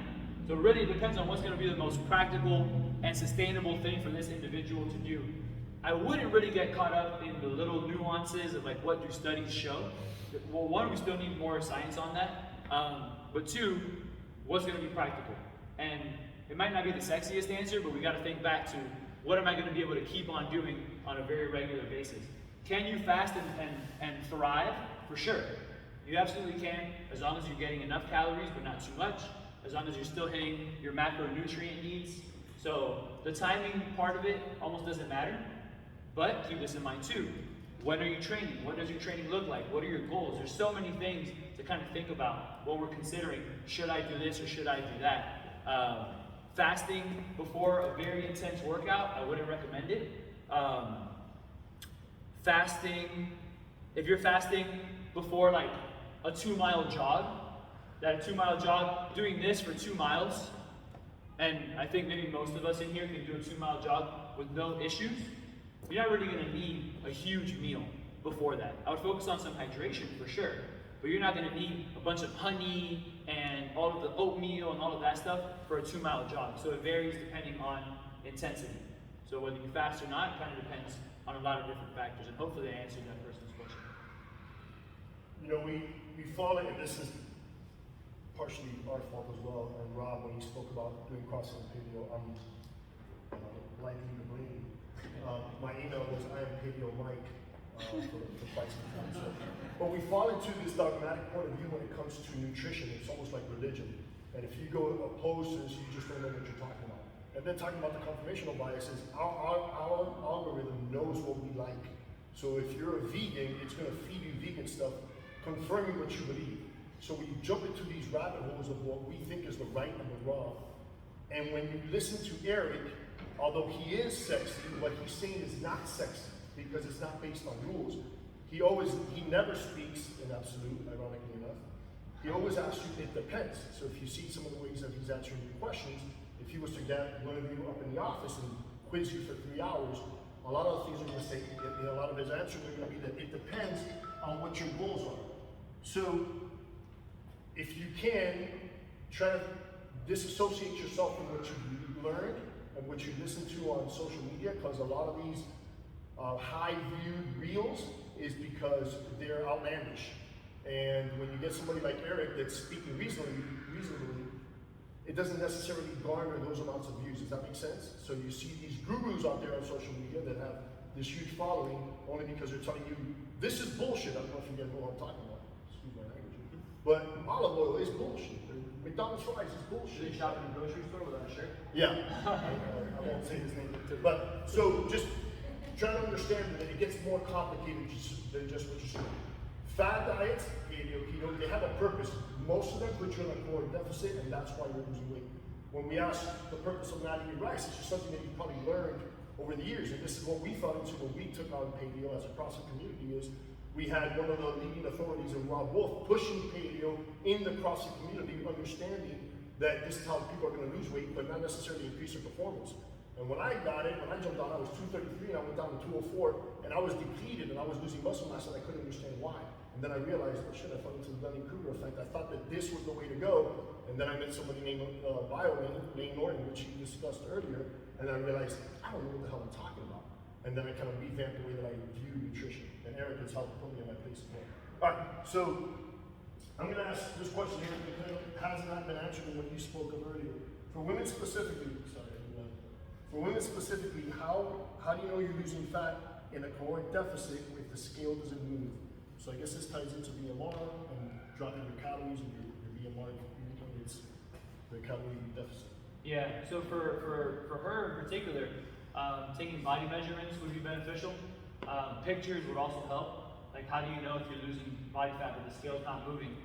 Well, I would assume that if it's not purely based on fluid retention, if like we're doing all things right and it's not just fluid retention that's happening, because you also got to consider with women the period, and with your period there's going to be fluctuations in hormones, retention of different fluid and whatnot. But I would just kind of either base it on how the clothes is fitting, taking pictures like before and afters, if you will, and taking measurements, because a lot of times this is what I hear.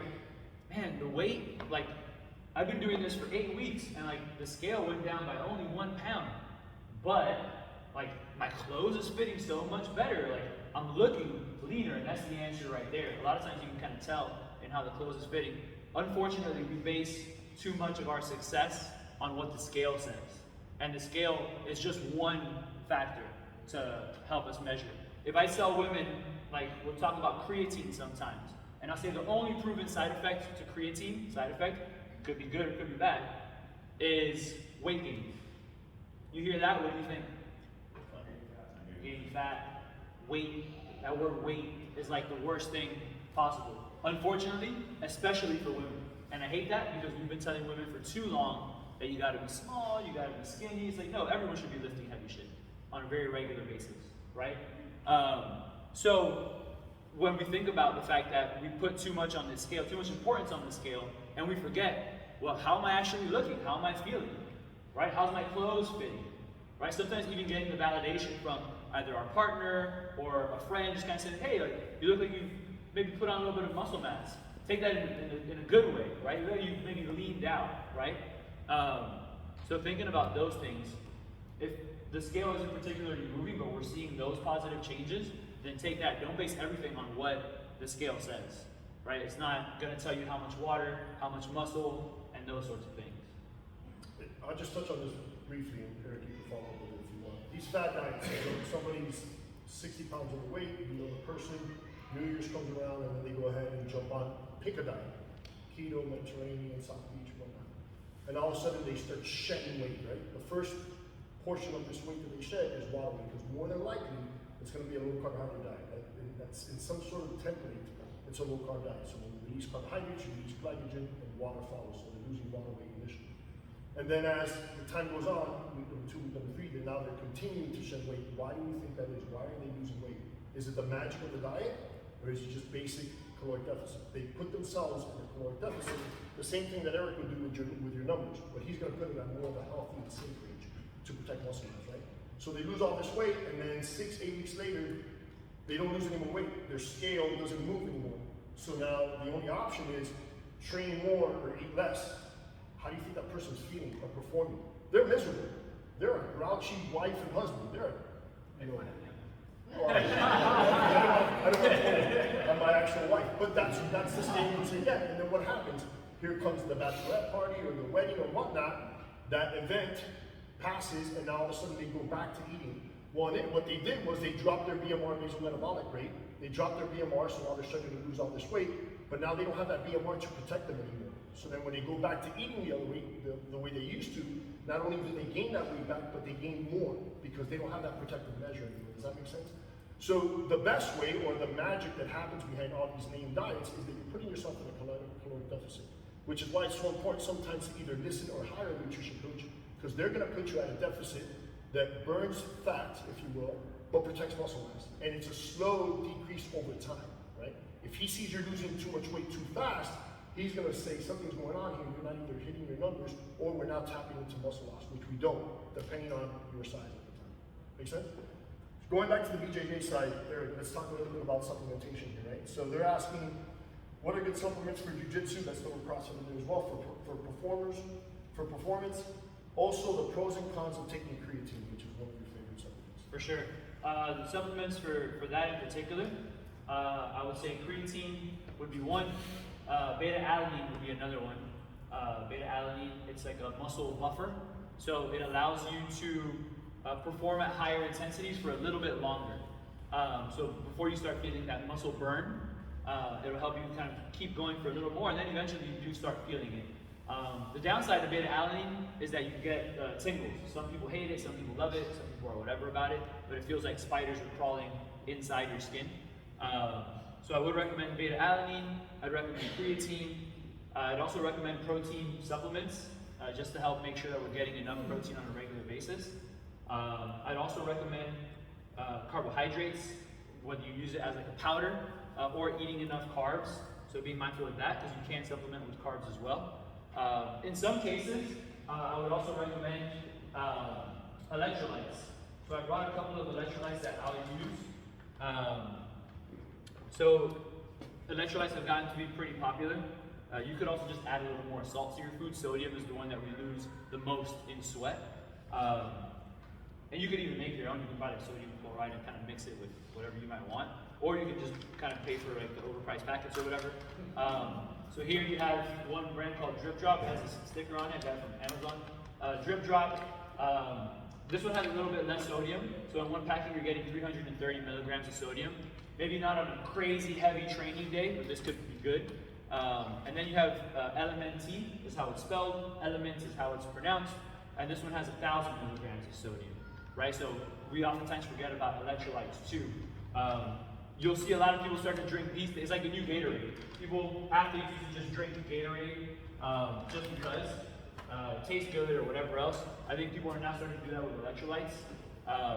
You can get too much electrolytes, but you're also at risk of depleting yourself in electrolytes if you're training on a regular basis. So to kind of summarize that, beta-alanine, creatine, protein and carb supplements, and electrolytes, specifically thinking about performance in hand. I would also recommend for BJJ and CrossFit too, collagen supplements for joint health and tendon health and that sort of thing. And maybe even considering something like glucosamine for your joints as well for the long run. Not directly performance related, but eventually performance related, right? Copy. Since we're on this topic, there's a tournament coming up November 4th, okay? And Jose, you could correct me if I'm wrong here. In between matches, it could be anywhere between 15 to 30 minutes. Yeah, roughly 15, 20 minutes, depending on how big the bracket is. Okay. So they're redlining for 5-6 minutes, taking 20 minutes off, and then right back onto the mat. What would you recommend intra-match? So intra-match, not a whole lot. The first thing is being mindful of gastrointestinal issues. Right? I don't want anything that's gonna mess me up. So maybe like a liquid carb could be good. I would stick to like the simple carbs. I wouldn't do anything very high in fiber, nor very high in fat. But sticking to like a little bit of honey, if you just wanted to have a small amount of like white rice and a little bit of protein, again, managing GI issues is gonna be important. But I think a lot of times we just forget about hydration. So at least making sure that we're staying hydrated. You may or may not need electrolytes. I guess it depends on how many matches it might be. But electrolytes could be okay at that point in time.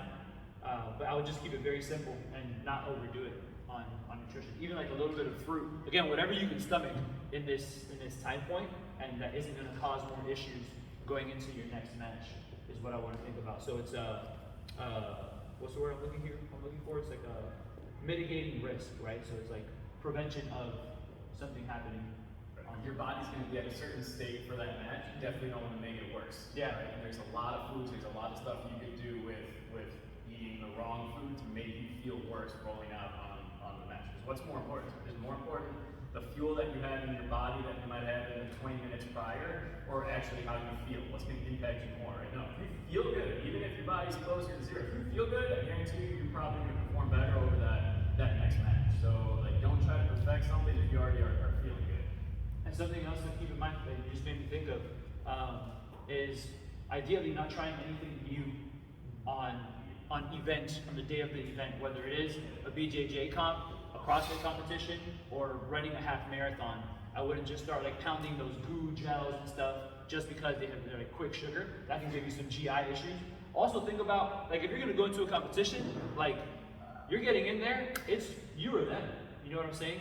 And you might get a little bit of stress from that. Maybe there's some nerves, some excitement, but that can mess with your GI as well. So thinking, is eating something even gonna benefit me right now? Because stress greatly impacts our body's ability to just have a properly functioning gastrointestinal tract. Yeah, like, don't make the first time you try caffeine gum at a really big wrestling tournament. For sure. I destroyed the match right after consuming the gum, but then I crashed, and the rest of that was nothing. Do you have any more questions on your? I have not received any more questions. Do No. you guys have any general questions? I have a kind of like a personal question maybe people could hear something about. So, about a year and a half ago, I lived in Michigan. So I have a girlfriend, bro, I'm sorry. So I lived in Michigan like a year and a half ago. For like a year, I was working a lot, and I was training hard. It wasn't CrossFit, it was more like bodybuilding. And I didn't have much time to cook, so I was religiously eating McDonald's and Taco Bell for like a year straight.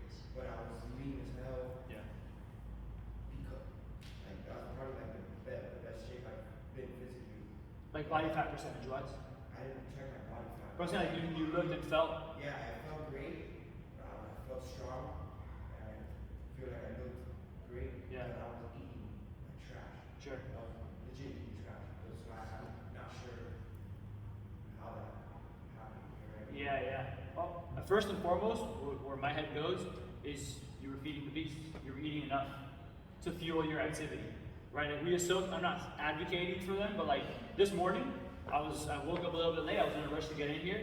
My breakfast, not usual, but I got Burger King for breakfast, right? I had 2 egg and cheese croissants and a small hash brown. That was literally my breakfast this morning. Is it common? No. But that's where the 80-20 rule kind of comes in. 80% of the time, doing what's going to be optimal for my health and performance.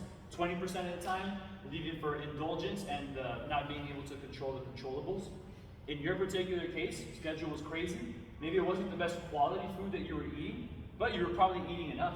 Like going back to what I said about having someone from Tour de France, not that I work with a Tour de France athlete, but if I'm working with someone who's burning 10,000 calories, I'm not kidding when I say, yeah, for sure, drink Coke with whatever, with your pizza.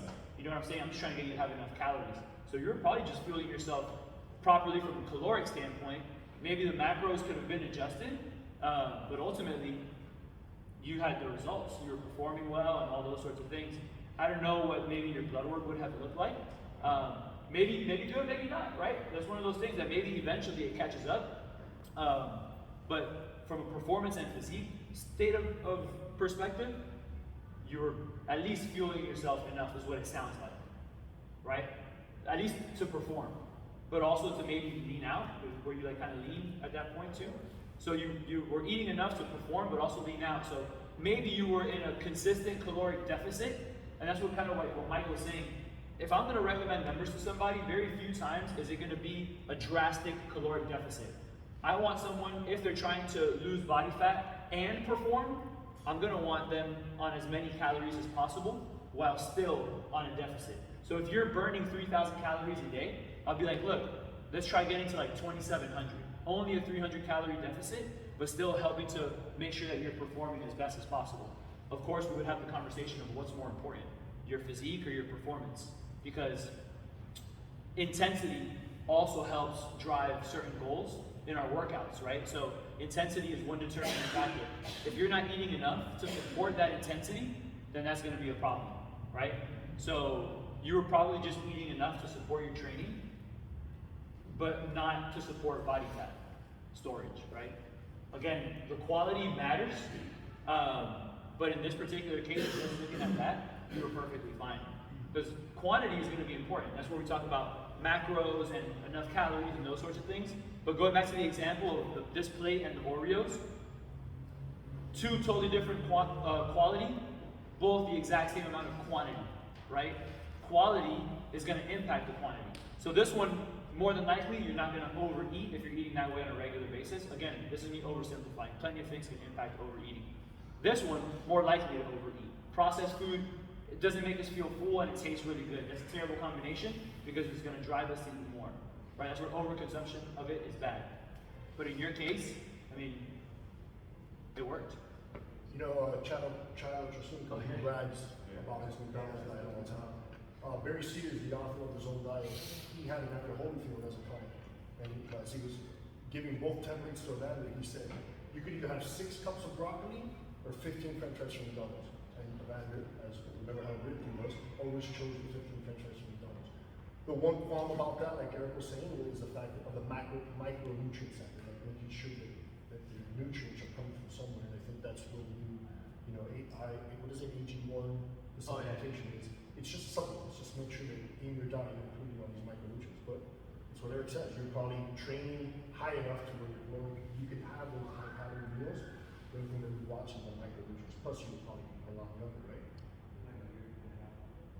I mean, over one year of fast food, obviously you're gonna have some negative impacts from that, maybe certain things. But you start doing that for a decade, 2 decades, or you get 10 years, 15 years of all you're eating is fast food, you probably would see some negative implications from that food quality that you might not have seen over a year.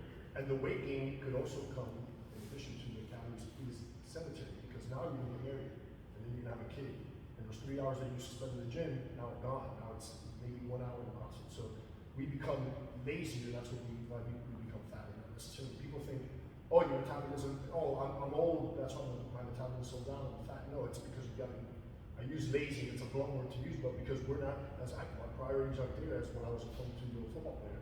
Now I got family, children, business, work, stuff that I got to do. So We did really expand on that in a recent podcast. Yeah. 7 or 8. shameless plug. That wasn't. Any other nutrition questions before we go a little bit over to the training side of things and then open it back up to questions again on anything?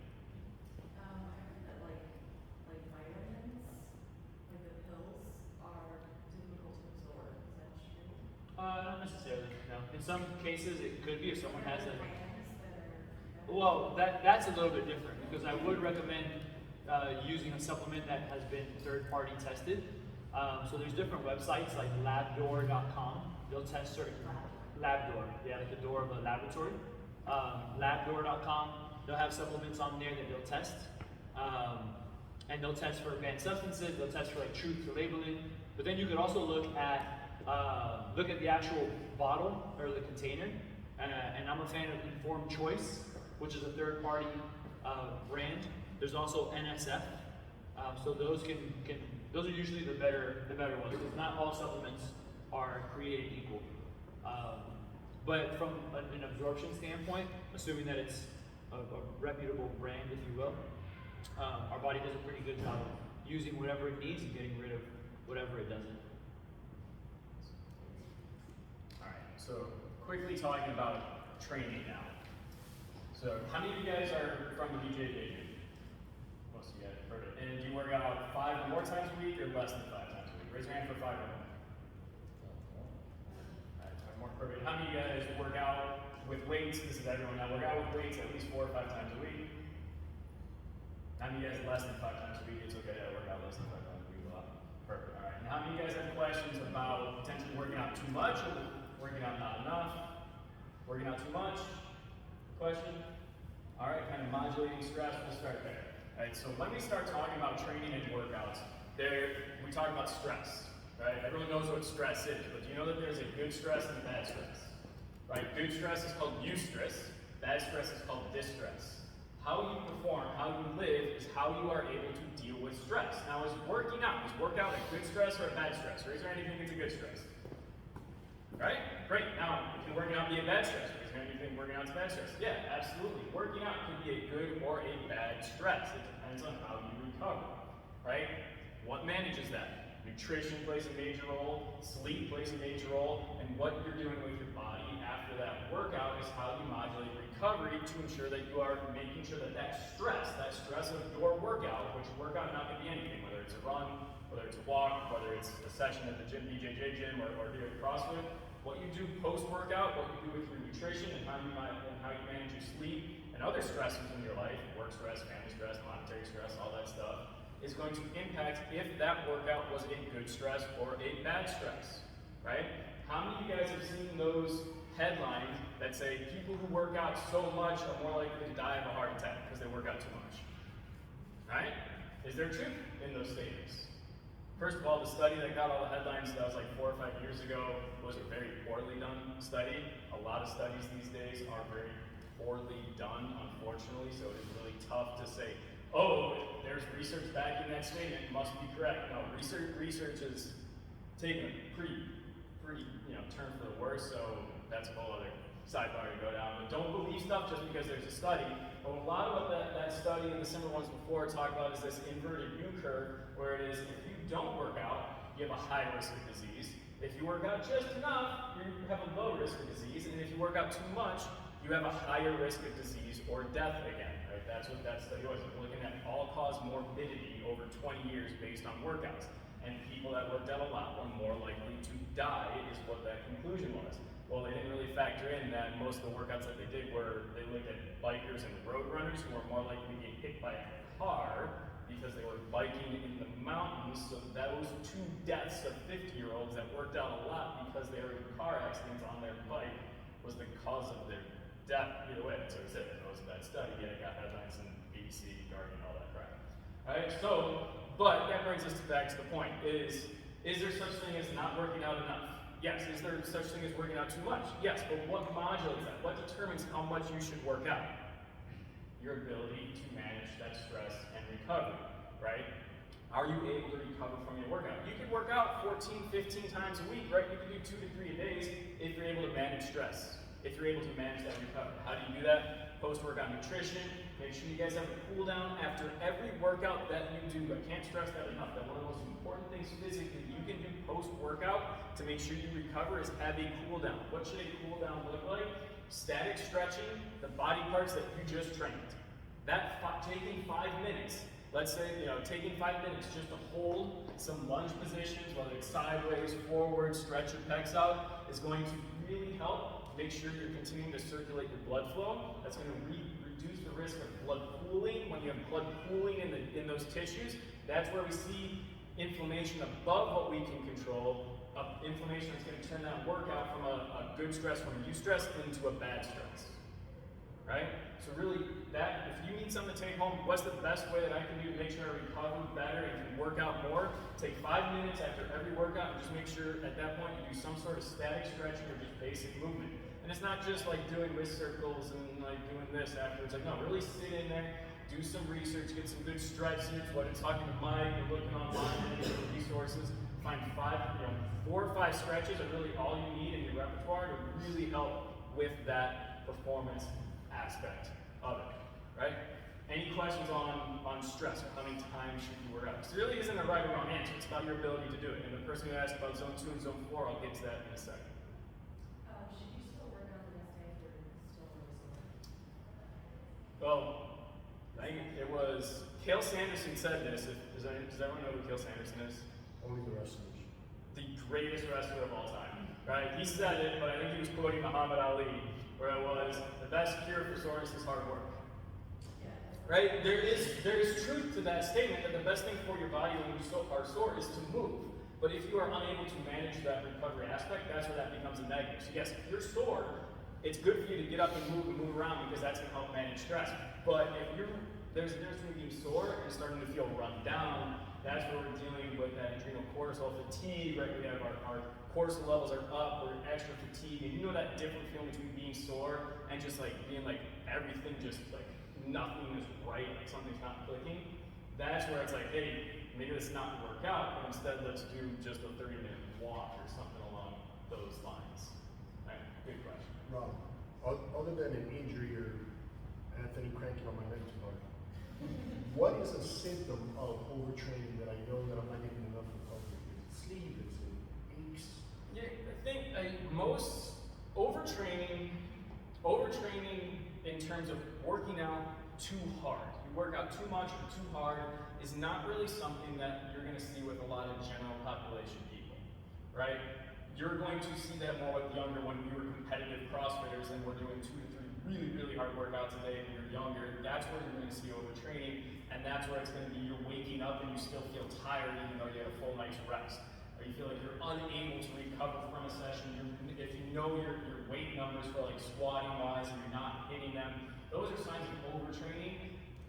As you start getting older, right, and you're no longer professional in that sport or trying to be a pseudo-professional in that sport, it's not so much the overtraining, but it's the missing it's missing the recovery. Right? Oh, yeah, this one. You're mismanaging recovery, in which case, right, are we overtraining or are we just not recovering? Alright, so what again would be a sign of that? It's going to be the same symptoms of you're waking up and you're still feeling tired, right? You're probably lost your appetite a little bit. Your resting heart rate is slightly elevated. Now that everyone has wearables, it's easier to know if your resting heart rate's elevated. Those are going to be symptoms of, hey, my recovery's not quite there. Perhaps I need to focus on recovery versus focus on training. It's very different from what a lot of people talk about with overtraining, which overtraining, again, that is you are putting high stress, heavy workouts all the time, lots of running or some form of cardiovascular activity, as well as whatever else you guys do for your workouts. So again, go back to that first thing is are you managing your recovery? Are you drinking? Still, that's going to impact your recovery. Unfortunately, as we said, are you sleeping enough? Do you feel grouchy, irritable? Those are all signs of overtraining or also just not recovering. Copy. Would you program a complete rest day in a CrossFitter's regimen? Yes and no, right? I think that's going to be up to you. Should you have a full rest day? That's going to be determined by the individual. I try to be active every single day. Now, what does that mean? Monday through Friday, I work out at the office. We have an awesome gym at our office. I work out there every single Monday through Friday. Try not to miss a session. Sometimes it comes up. Then what do I do Saturday, Sunday? I'm as active as I can on Saturday and Sunday. Is that resting, or is that just being active and moving around? Right? That's open for interpretation. Now, if you are trying to combine, whether it's competing at CrossFit or competing at BJJ, is the rest day going to be built in there for you? You know how your body is going to respond, right? You know when you're feeling good. And hey, one thing to think about is a lot of times we talk about rest days every week, right? One a week, should you do one a week, two a week? Well, some people it's better to do one every 2 weeks. You might be better that you find that, hey, I work better with a 10-day schedule, so I don't necessarily want to do like a Monday through Friday, Saturday off, Sunday active type deal. Maybe you're better like over 10 days, you say, I'm really good when I do 4 days on, 1 day off. Don't fall into the fact that your body has to have a 7-day schedule when it comes to working out and recovering. Where would a rest day be mandatory? Again, is if you notice more often than not, there are those days where you are waking up tired. I keep coming back to this thing, waking up tired, elevated resting heart rate, grouchy, irritable, unable to reach that high intensity that you know you can do in your workouts. That's telling you you're doing a little bit of what's referred to as overreaching, which is bring that back, focus on recovery, maybe have a full rest day. What do we mean by full rest day? Sit on the couch and watch Real Housewives or Game of Thrones, whatever it is? No, probably just be as active as possible without necessarily working out. Now there's a question on Zone 2 and Zone 4 training. Raise your hand if you're familiar with Zone 2 and Zone 4 training. All right. So, not a huge number of us. When we talk about training, there are going to be, some people, generally this comes from a cardiovascular exercise background, are going to refer to training in terms of different levels of intensity. Right? These intensities are defined by the zone. Zone 1, which is our regular physical activity. Zone 2, which is going to be a really low intensity. That's what's referred to oftentimes as the fat burning zone. That's a jog, or not even a jog. For most people, it's going to be like a fast-paced walk where you're able to have a full conversation, or at least 3 sentences. You can speak 3 sentences before you have to pause and take a big breath. Think how low intensity that is, right? You can say 3 full sentences. It doesn't necessarily need to be like Ernest Hemingway type sentences that go on for half a page, but at least 3 sentences before you have to pause and take a big breath. That's not very high intensity exercise, right? That's what Zone 2 training is these days. Zone 3 is going to be a next level above that, and then Zone 4 is going to be high intensity. CrossFit is mainly going to be in that Zone 4 range. Any sort of combat sport, any sort of MMA is going to mainly be all Zone 4 style training. That's anything Zone 4 is where we are burning our glycogen, that phosphocreatine pathway that we talked about. So how much should you do of each one? Right now, what is really in vogue is Zone 2 training, right? Spending a lot of time in that low intensity range. Well, not a lot of time, but I think what's recommended, the main recommendation is 2 to 3 times a week of 40 to 60 minutes or so in Zone 2 training for specifically cardiovascular and metabolic benefits. You're training your body to be more efficient at burning fat, right? But what, as we talked about there, over a 60-minute span, if we're at a low intensity, yes, we're training our body to be better at burning fat, but if our goal is weight loss in that 60 minutes, you can burn more fat just by working out at a higher intensity. So don't think that Zone 2 is going to be best for weight loss. It's more for some of these pseudo-metabolic benefits on the side. How much Zone 2 should you do? If pushed for time, don't worry about Zone 2.